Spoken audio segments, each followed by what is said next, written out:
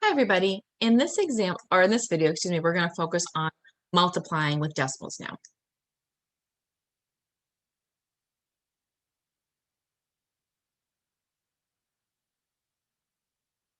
All right, so let me focus this.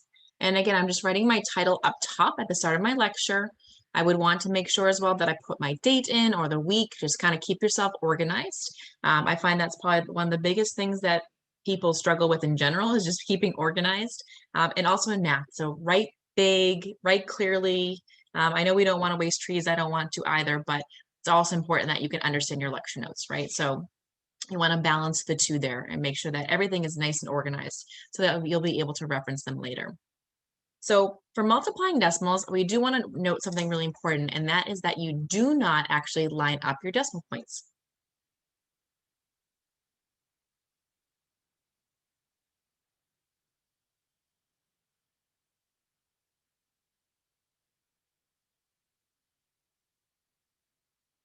So a lot of times students get so used to lining up decimal points from adding, subtracting, they still do it with multiplication, and they end up attaching those zeros as well. And there's nothing wrong with that, but it just creates a lot of unnecessary work. It makes the problems really long and more complicated, and students make mistakes. So you don't want to line up your decimal points here. You don't need to worry about that. What we do is we're going to multiply as if they are whole numbers,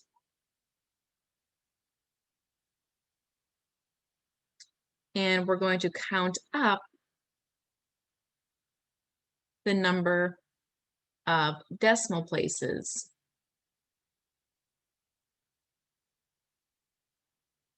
at the end. And we're going to use that idea to help us actually input the decimal point.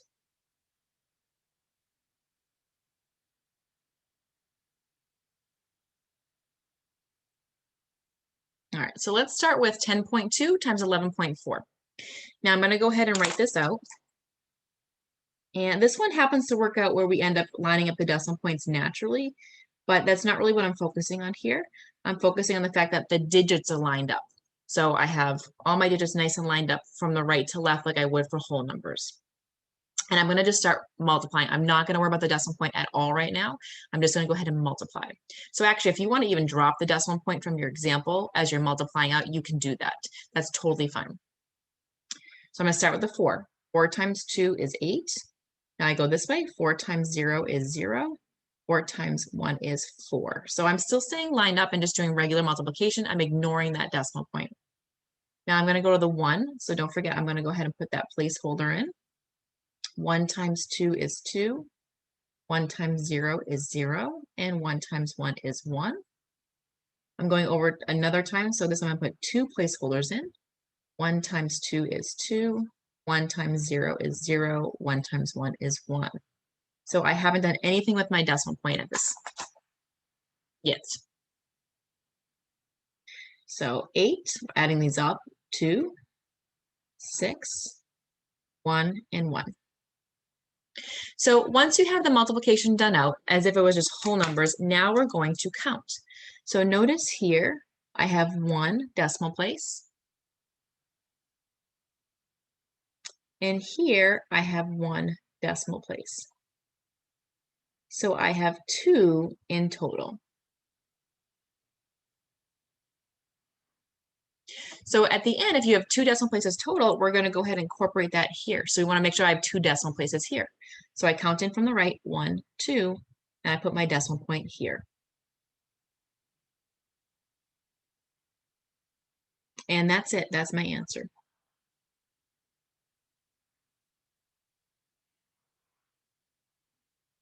So notice that I didn't bring the decimal point straight down, which is a very common mistake students make with multiplying, particularly if things line up nicely. They just kind of bring that point straight down, but that's not what we're doing. For multiplication, you actually count the number of decimal places and add them up and use that as your final result.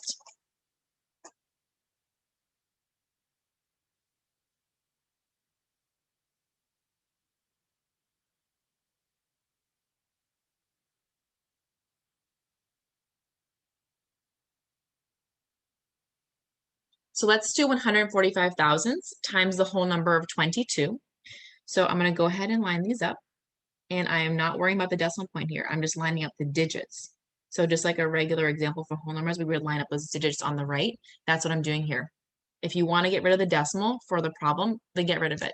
You can do that and add it in later. So now I'm going to start with my 2, right? 2 times 5 is 10. So 0, carry the 1. 2 times 2 is 8 plus 1 is 9. 2 times 1 is 2. 2 times 0 is 0. Now I move over, put in my placeholder. 2 times 5 is 10. So 0, carry the 1. 2 times 4 is 8 plus 1 is 9. 2 times 1 is 2, and 2 times 0 is 0. I add up my columns here. So let's see, 1 plus 0 plus 2 is 3. And now at the very end, I'm going to incorporate how many decimal places I have. So here I have 3. Here I actually have 0, right? Because my decimal point would be right there. So there's actually no decimal places there. So I have 0 decimal places, which means I have 3 in total. So I'm going to count in 3 here. 1, 2, 3. Now I don't need this extra 0 up front there because it's in front of the whole number. So my answer is just 3.190. And also, I don't really need this ending 0 as well because it's after the decimal point. It's at the very end. So I can also write it as 3.19. So 3 and 19 hundredths would be the most simplified answer here.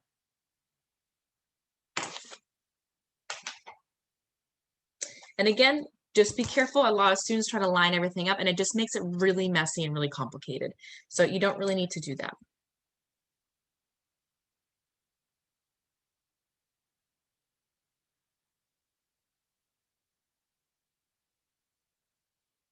So just like before, we can also bring in our sign number rules. Now here I have a negative times a positive. So I do know my answer is going to be negative, but my multiplication now I do the same way I would with decimals. It doesn't matter which number you put on top for decimals, or for multiplication, excuse me. I like to tend to put the one that has more digits on top. Not that it's the bigger number, but more digits. I just find it easier to line up that way. So again, I'm not lining up my decimals, I'm lining up the digits starting on the right. So 1 times 3 is 3, 1 times 0 is 0, 1 times 2 is 2, placeholder. 5 times 3 is 15, so I put the 5, carry the 1. 5 times 0 is 0 plus 1. 5 times 2 is 10. And now I'm adding up my columns. And then now I'm going to think about my decimal points. So I have 2 here. I have 1 here. So I have 3 altogether. So from the right, I count in 1, 2, 3, so that I have 3 numbers after the decimal point. So my answer is negative 10 and 353 thousandths. Okay. Now, if I had 2 negatives here, it would still be positive. So just keep in mind you're applying all those sign rules we already know, but also with decimals now.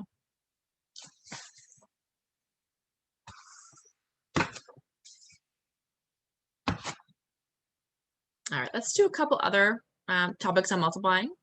So we have a nice little shortcut here with multiplying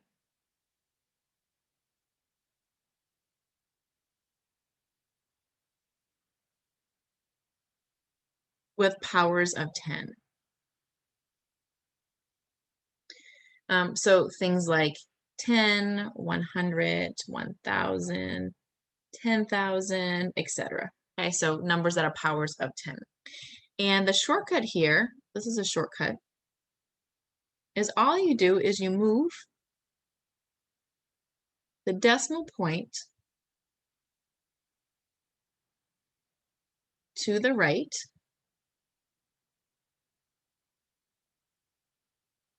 same number of places as zeros in the power of 10. So for example, if I have 5.1, so 5 and 1/10 times 100.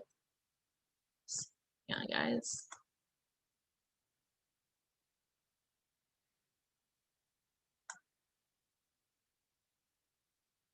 There we go.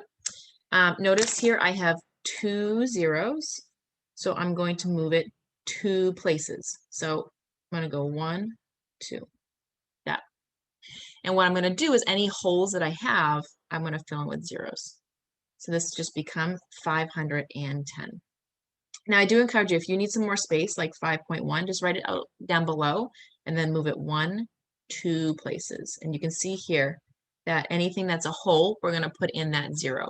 And the decimal point truly does move here. So it's not like with rounding where the decimal point stays where it is. You are actually moving the decimal point.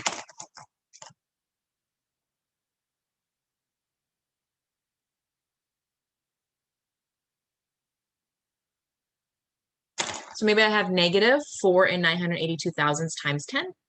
So here I have 1 decimal point. So I'm going to move 1 decimal point here. So the negative just stays, and I have 49 and 82 hundredths now. Now, if you don't like this, you can also just do the multiplication longhand, and that's fine too. But multiplying by powers of 10 is a really nice shortcut. And it even works with whole numbers. So let's say I want to do the number 52 times 100. So some of you may already know this. You just attach the 2 zeros at the end. But it actually still works here with the same rule, because this is 2 decimal places, and my decimal point is here. So what I do is I take that decimal point and I still move it out 2 spots.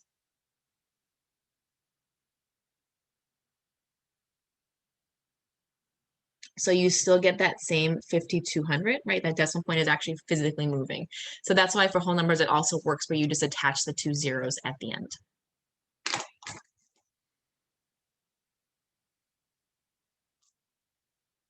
Now, there's another little shortcut, which is not used as frequently, if I'm being honest, but it's still nice.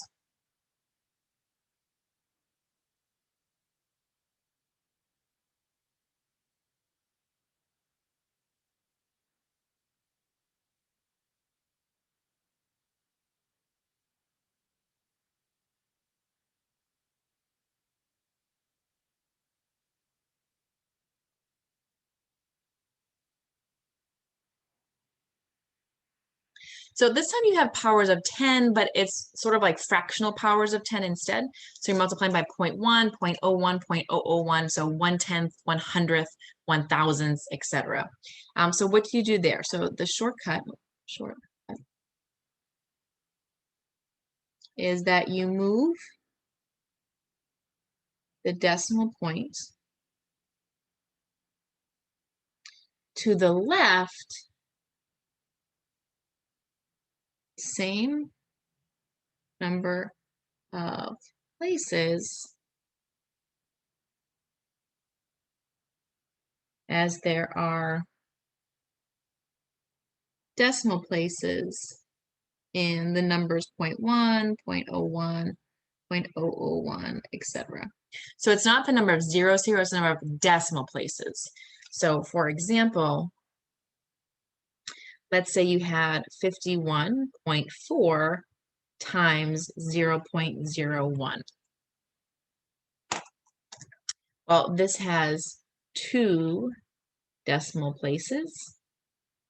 So we're going to move 2 spots left. So I'm going to take my decimal point here and go 1, 2. So my answer is going to be 0.514. So 514 thousandths. Now what you can do, if you have just a decimal here and nothing in front, you can always put a 0 for your whole number. So we can do that as well. All right, I'm going to just try to squeeze in one last example on this page here. So let's say I have 4.5, so 4 5/10 times 0.001. So here I have 3 decimal places. So I'm going to go 3 spots left. So I go 1, 2, 3. And again, what I do is I fill in any holes with zeros.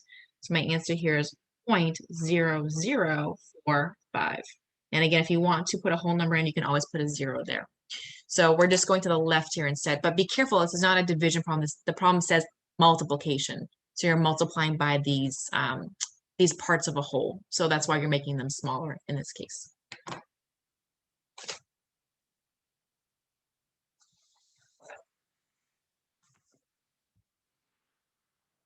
Let's do a couple more examples now with some variables.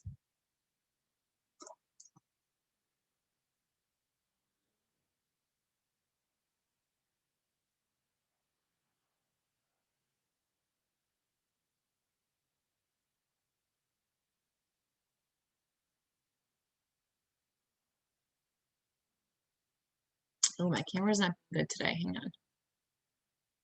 There we go. So let's evaluate the expression 2xy for x equals -4 and y equals 6.1. So we're just going to go ahead and replace x with -4 and y with 6.1. I'm going to use my parentheses here just to help show how I'm plugging it in. And there's no symbols in between, so this is all multiplication. Now here I have three things being multiplied, so I'm just going to do two at a time. So 2 times -4 would be -8. And now I have -8 times 6.1. I have a negative times a positive again, so I know my answer is going to stay negative, but I do have to do some workup for the multiplication. So I have 6.1 times 8. It doesn't matter what number goes on top or bottom for multiplication. I prefer to have the number with more digits on top. And again, I don't have to line up the decimal. I'm just writing it with the digits lined up. 8 times 1 is 8. 8 times 6 is 48. I have one decimal point here, and I have 0 here, because that would be your whole number. So I have 1 in total. So that means my answer should also have one decimal point, or decimal place in total. So my answer is -48.8, or -48 and 8/10.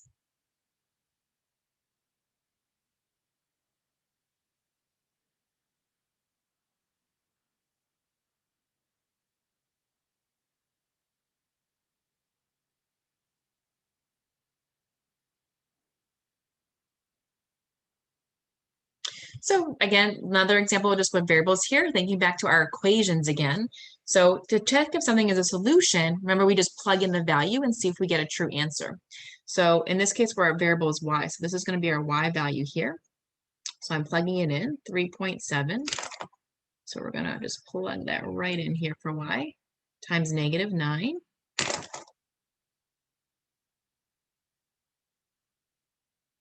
Okay, and again, this is really a question mark, right? We're saying, is this actually true? So I know I have a positive times a negative, so it's going to stay negative. So at least that matches so far. And now I have to see if the numbers actually work. So I'm going to go ahead and write this out. So I have 3.7 times 9. Again, I line up by the digits. 9 times 7 is 63. So 3 carry the 6. And 9 times 3 is 27. Let's see, 27 plus 6 is going to give me 33. And then if I count my decimals, I have one decimal place here, and I have 0 here. So I have 1 in total. So my answer is 33.3. So if you look, these are really close, but our decimal places are off, right? So this is false. -33 and 3/10 is not the same as -3 and 33/100. So this is not a solution.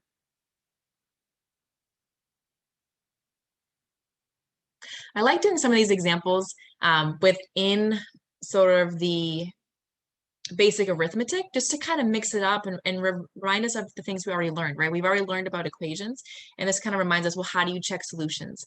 Or we've learned about expressions, and again, this kind of reminds you, how do you work with expressions a little bit?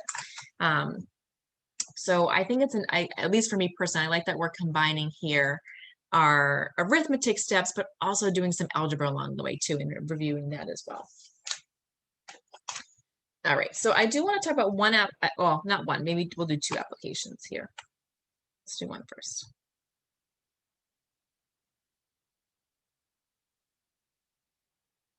Let's say that tickets for a museum cost $11.50 per child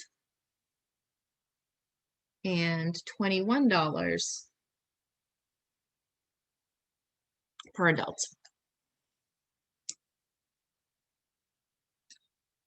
If 2 adults and 4 children go to the museum,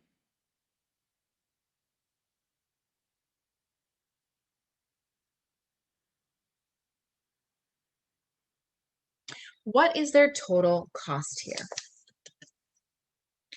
So let's think about what's going on here. We have two different ticket prices, right? So I have ticket prices of only $11.50 per child and $21 per adult. So I have two different things that are going on here. I see that we have two adults going. So for the adults, I have that $21 is getting multiplied by the two adults. For the kids, that $11.50 is going to get multiplied by 4 because I have 4 children. And then really I need to add these two things together because I'm looking for the total cost, which means addition. So I do have some work to do here. Now, one thing to note is that because it's just 0.00, you actually don't need the zeros there. So if you want to multiply it out, you can, but you can also just do 21 times 2 because those extra zeros at the end don't make a difference. So it's just a little bit easier. And we see that we get $42 here. And if you want to add in or attach those zeros at the end, you can still do that. Now for this one, I do have to do a little bit of work here. Again, I don't really need this extra 0 on the end. So if you want to drop it, you actually can. If you don't want to drop it, then that's okay too. So if I leave it in, I'm still going to get the same answer. 4 times 0 is 0. 4 times 5 is 20. 4 times 1 is 4 plus 2 is 6. 4 times 1 is 4. And then here I have 2 decimal places. I have 0 here, so I have 2 altogether. So we're looking at $46 here.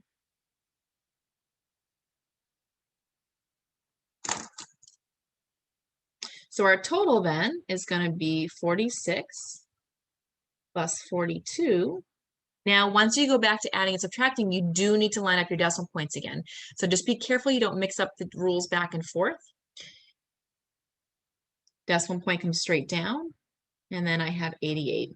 So our total cost, it's an expensive day, is $88 for tickets.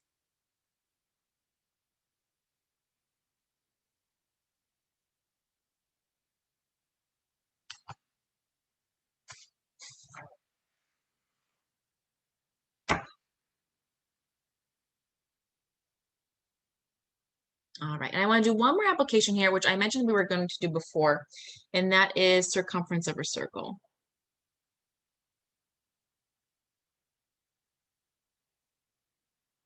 And remember we talked about pi before.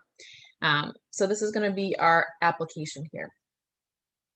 So if you have a picture of a circle, instead of writing a definition, I'm just going to show you what it is. Okay. The circumference is the length all the way around that circle.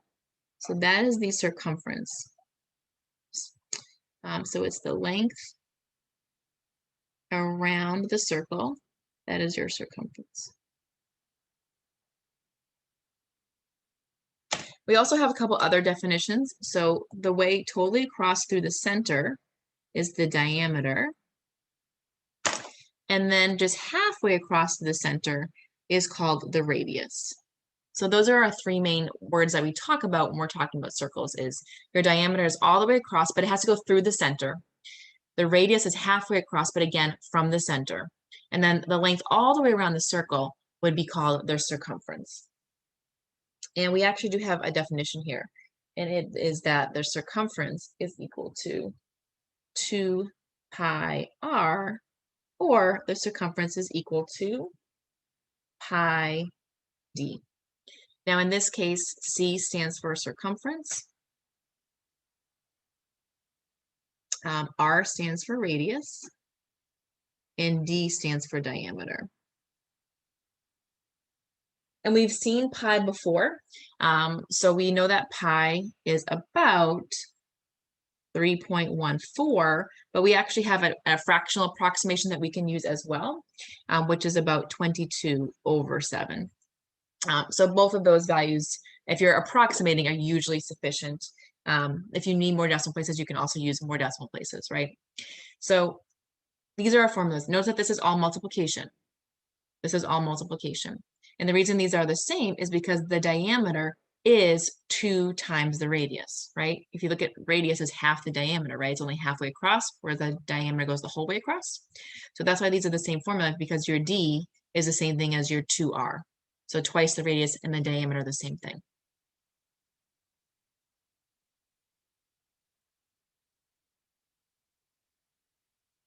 Okay. So let's find the circumference of a circle whose radius is 5 inches. And we will use 3.14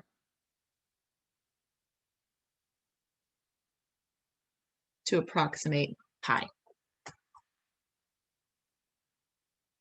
So notice here that I have the radius. So I'm going to use the formula that has the radius in it. If I had the diameter, I would use the formula that has the diameter in it. So you use whatever one that you're given. So here I'm using the formula C equals 2 pi r. So C equals 2. Now pi, they told us to use 3.14. And our radius here is 5. So this is just a multiplication problem. I know this looks scary to see this notation maybe. It's just multiplication. Pi is a number. It's about 3.14. R is the number. It's about 5. Oh, it is 5 inches. So now we can just multiply. Now, when you're multiplying, it is commutative. So I'm actually going to multiply the 2 and the 5 together first, which is 10. So I have the circumference is 10 times 3.14. And now I can either do the multiplication out, or I'm going to remember that I have those shortcut rules. Okay, so if I go back to a couple pages before in my notes, I have this shortcut rule here of how to multiply by powers of 10. And I just have to move the decimal to the right. So if I have 1, 0, I move it one place to the right in this case. So I'm going to take this and go one spot to the right. So my answer here is 31.4. Now, you do use the same units, so we're inches here. And actually, I should be a little bit more careful here, because once we evaluate with 3.14, we are doing an approximation, right? It's not going to be exact. So we are at about 31 4/10 inches for the circumference of a circle.